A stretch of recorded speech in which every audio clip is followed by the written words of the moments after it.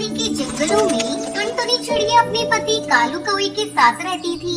बारिश का मौसम था, जोरों से बारिश हो रही थी। एक दिन टुनटुनी अपने पति कालू कौवे से कहती है, सुनो जी, मैं सोच रही हूँ क्यों न इस बार हम लोग अपने खेत में अंगूर की फसल उगाएं। अगर फसल अच्छी हुई तो आधी फसल बेच देंगे और जो पैसे मिलेंगे उससे अपना पक्का घर बना लेंगे।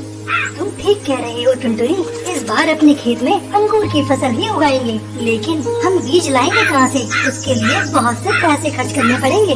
तब तक आप लोग कमेंट में बताएं 178 into 5 कितने होते हैं। उसकी तुम चिंता मत करो, मैं अपनी मौसी बबली कबूतरी के घर जाऊंगी और उनके यहाँ से अंगूर के बीज लेकर आऊंगी। पिछले साल ही मौसी के खेतों में अंगूर की अच्छी फसल हुई थी। अगर अपनी फसल अच्छी हुई तो हम मौसी के बीज जितना अंगूर उन्हें वापस कर देंगे। ऐसे हमारा काम भी हो जाएगा और पैसे भी खर्च नहीं करने पड़ेंगे। अगले दिन दोनों पति पत्नी बीज लेने के लिए बबली मौसी के घर जाते हैं। क्यों टुनटुनी, आज मौसी की याद कैसे आ गई? वैसे तो मुझे कभी तुम याद नहीं करती। जरूर मुझसे कोई काम होगा तभी तुम मेरे पास आई हो। अब बताओ मुझसे क्या काम है?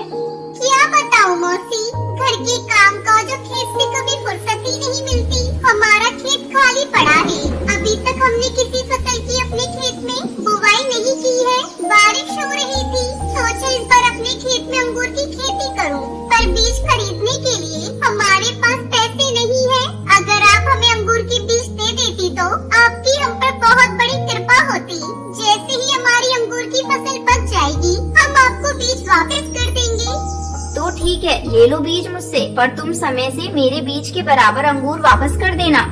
बबली कबूतरी टुनटुनी चिड़िया को अंगूर के बीज दे देती है। टुनटुनी चिड़िया कालू कौवा बीज लेकर घर वापस आते हैं और दोनों मिलकर अपने खेत में अंगूर के बीज को बिखेर देते हैं। इस तरह कई दिन बीत जाते हैं। एक दिन, कई दिन हो गए हैं खेत में बीज डाले, चलो चलकर एक बार खेत देख लेते हैं। खेत पर जाकर कालू देखता है, अरे ये क्या, ये फसल तो सूख रही है, इन्हें पानी देना होगा, नहीं तो ये पूरी तरह से सूख जाएंगे। दोनों मिलकर पास वाली नदी से पानी लाते हैं और अपने खेत में डालते हैं। इस तरह कुछ दिन और बीत जाते हैं। खेत में उनकी अंगूर की बेल लहराने लगती है। जब उनकी अंगूर की फसल पक जाती है, तब वो अपने अंगूर को तोड़कर बाजार में बेचने की तैयारी करने लगते हैं। तभी जंगल का मुखिया वहाँ आ जाता है।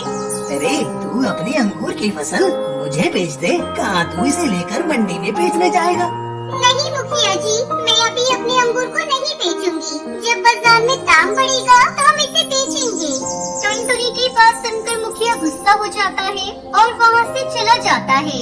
अगले दिन टुनटुनी चिड़िया अंगूर के बीज के बराबर अंगूर अपनी मौसी को वापस कर देती है। कुछ दिनों बाद बाजार में अंगूर के भाव बहुत बढ़ जाते हैं। तब टुनटुनी अपने सारे अंगूर की फसल को बाजार में बेच देती है और फसल बेचकर जो पैसे मिलते हैं उससे टुनटुनी और कालू अपने लिए पक्का घर बनवाते हैं और फिर दोनों खुशी खुशी रहने लगते हैं।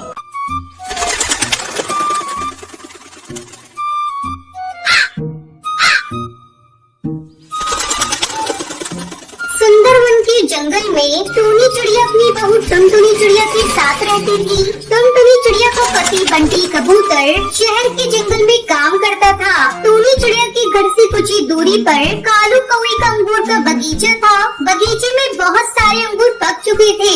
अंगूर की मीठी मीठी खुशबू से सारे पक्षियों के मुंह में पानी आ जाता था। एक दिन दोनों सास बहू अपने घोंसले के बाहर बैठी ठंडी ठंडी हवा का आनंद ले रही थी। तभी अंगूर की मीठी खुशबू आती है। माँ जी, अंगूर की बहुत अच्छी खुशबू आ रही है। जी करता है अभी जाऊँ और तोड़कर अंगूर खा लूँ। हाँ बहू, मन तो मेरा भी अंगूर खाने को कर रहा है, पर तू देख रही है ना कालू कौवा किस तरह अपने बगीचे की रखवाली कर रहा है। अगर हम अभी अंगूर तोड़ने गए तो पकड़े जाएंगे। रात होने का इंतजार करते हैं, जब कालू कौवा सो जाएगा तो हम लोग अंगूर चुरा लेंगे। लेकिन माँ जी, मेरा मन तो भी अंगूर खाने का हो रहा है। आप ऐसा करिए, कालू कौवे को किसी बहाने से यहाँ बुला लीजिए और अपनी बातों में उलझाए रखिएगा। तब तक मैं कुछ अंगूर चुरा लूंगी, फिर दोनों आधा आधा बांट कर खा लेंगे। लेकिन बहू, अंगूर चुराते हुए तू पकड़ी गई तो हमारी बहुत बदनामी होगी। आप बेकार में डर रही है माँ जी, ऐसा कुछ नहीं होगा। मैं यहाँ से जाऊंगी और आप कालू कौवे को बुलाकर अपनी बातों में उलझाए रखिएगा। तब तक उससे बातें करिएगा जब तक मैं वापस न आ जाऊँ। टूनी चिड़िया टुनटुनी की बात मान लेती है। टुनटुनी के जाते ही टूनी चिड़िया झूठ मूठ कर चिल्लाने लगती है। अरे अरे अरे ओ कालू भैया, जल्दी यहाँ आओ, मेरे घोंसले में एक सांप घुस आया है, जरा उसे निकाल दो। टूनी चिड़िया के चिल्लाने की आवाज सुनकर कालू को अपनी बगीचे की रखवाली छोड़कर वहाँ आता है। क्या हुआ टूनी भाभी, कहाँ है सांप? मैं अभी उसे निकालता हूँ। हाँ कालू भाई, जल्दी आइए। ये देखिए, इस पलंग के नीचे सांप घुस आया है। कालू कौवा सांप को इधर उधर ढूंढने लगता है। उधर टुनटुनी चिड़िया आराम से बहुत सारे अंगूर चुरा लेती है। काफी ढूंढने के बाद भी जब सांप नहीं मिलता तब कालू कौवा वहाँ से जाने लगता है। भाभी, लगता है मेरे आने के डर से सांप भाग गया। अगर फिर से कहीं दिखाई दे तो मुझे बुला लेना। अब मैं अपने बगीचे की रखवाली करने जा रहा हूँ, नहीं तो मेरे अंगूर को जंगल के पक्षी चुरा लेंगे। ऐसा कहकर कालू कौवा वहाँ से चला जाता है। उसके जाने के बाद टुनटुनी चिड़िया पके पके अंगूर को लेकर घर पहुँच जाती है। ये लीजिए माँ जी, पके पके रसीले अंगूर। जी भरकर दोनों सास बहू मिलकर अंगूर खाने लगती है। बहू, आज तो अंगूर खाकर मजा ही आ गया। इस तरह दिन गुजरने लगते हैं। टुनटुनी चिड़िया रोज अंगूर चुरा कर लाती और दोनों सास बहू मिलकर मजे से खाती।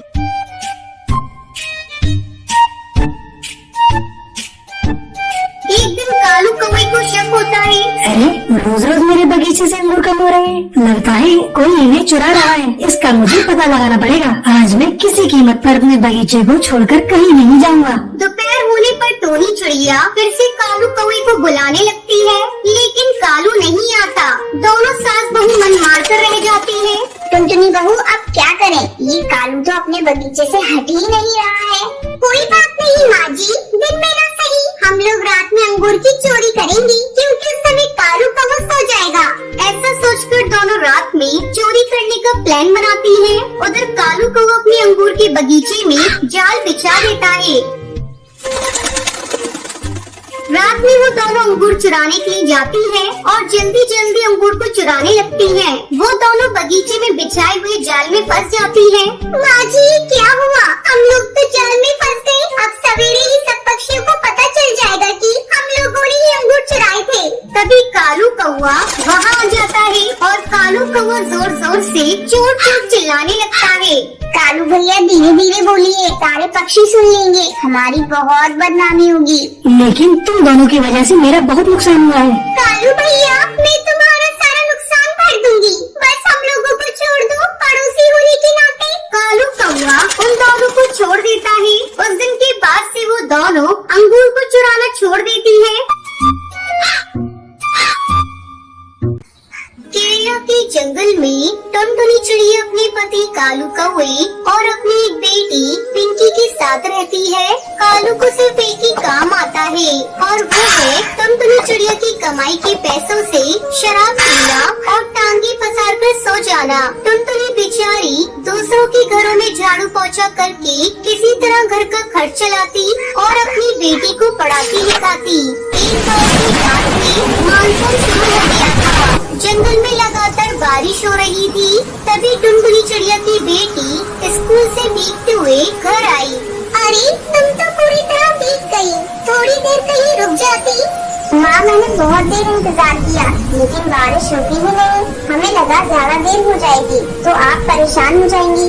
ये जंगल की बारिश भी ना हम गरीब पक्षियों के लिए मुसीबतें लेकर आती है। माँ, तुमने पिछले साल कहा था कि मुझे छतरी ला दोगी, अगर वो ला दो तो मैं नहीं भीगूंगी। हाँ बेटा, मैं अगले महीने ला दूंगी। टुनटुनी चिड़िया ने अपनी बच्ची को कह तो दिया था, लेकिन कालू की शराब और घर के खर्चों से पैसे बचते ही कहाँ थे जो वो उसके लिए छतरी लाती। तभी कालू हाथ में शराब की बोतल लेकर भीगते हुए अपने घर आया। टुनटुनी, अरे ओ टुनटुनी, कहाँ मर गई है तू? मर जाती तो सही रहता, कम से कम तुमसे पीछा तो छूटता। ये तू क्या बकवास कर रही है?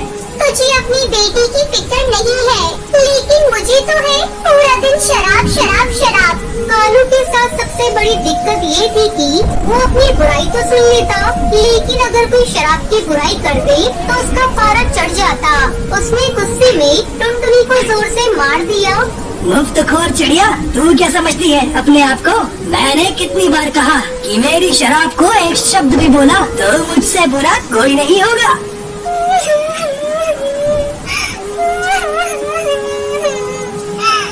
ये शराब हमारा घर तोड़ रही है, आपको नहीं दिखता? चुप चुप कर, नहीं तो मार मार के मुंह सुझा दूंगा। टुनटुनी चिड़िया की बेटी भी अपने पिता के इस व्यवहार से हमेशा सहमी रहती थी। अगले दिन, सुनिए जी, मानसून जोर पर है, हर दिन भयंकर बारिश हो रही है। तो मैं क्या करूं? बारिश में बारिश नहीं होगी तो क्या लू चलेगी? आपसे तो कुछ कहना ही बेकार है। तो फिर कहते ही क्यों हो? चल जा यहाँ से, और हाँ, जाते जाते कुछ रुपए देते जाना। रुपयों की बात सुनकर टुनटुनी चिड़िया को गुस्सा आ गया। रुपये? रुपये क्यों चाहिए? तेरे लिए ताजमहल बनवाना है, ताजमहल। देखो जी, मेरे पास आपकी शराब के लिए बिल्कुल भी पैसे नहीं है। कुछ पैसे पड़े भी हैं तो वो घर खर्च के लिए है। देख नहीं रहे, सारे डिब्बे खाली पड़े हैं। बारिश की हालत आप देख ही रही हो। अगर यूं ही होती रहेगी तो बाहर निकलना मुश्किल हो जाएगा। इसलिए मैं चाहती हूँ कि कुछ राशन खरीद कर रख लिया जाए ताकि आगे दिक्कत ना हो। टुनटुनी की बात सुनकर कालू कौवे को बहुत गुस्सा आया, लेकिन उसने सोचा कि अगर वो इस समय गुस्सा दिखाएगा तो वो गुस्सा उस पर ही भारी पड़ जाएगा और टुनटुनी चिड़िया उसे पैसे नहीं देगी। इसलिए उसने उससे बहुत प्यार से बात करते हुए कहा कि टुनटुनी, मैं बहुत ही बुरा कौवा हूँ, मुझे पता है तुझे हम सबकी फिक्र है।